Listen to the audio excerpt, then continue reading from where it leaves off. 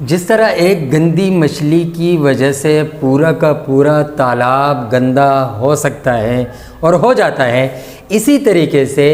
ایک بری عادت والے انسان کی وجہ سے پورا گھر، پوری فیملی، پورا خاندان، پورا معاشرہ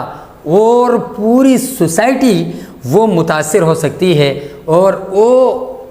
بری عادت والا انسان اپنی بری عادات کی بنیاد پر اس پوری فیملی کو، پورے گھر کو، پورے ادارے کو، پوری کمپنی کو اور پورے معاشرے کو نقصان پہنچا سکتا ہے۔ اس لیے اسلام نے جہاں اپنی تربیت کا اور اپنی اصلاح کا حکم دیا، وہاں اپنے قریبی لوگ، آپ کے جو لوگ آپ کے ساتھ ملنے والے ہیں، بیٹھنے والے ہیں، اٹھنے والے ہیں، آپ کے قریب ہیں، جن کا آپ سے تعلق ہے، ان کی اصلاح کی بھی فکر کا حکم دیا ہے۔ اس لیے کہ اگر ان کی اصلاح نہیں ہوتی، ایک بے نمازی کی وجہ سے 40 اس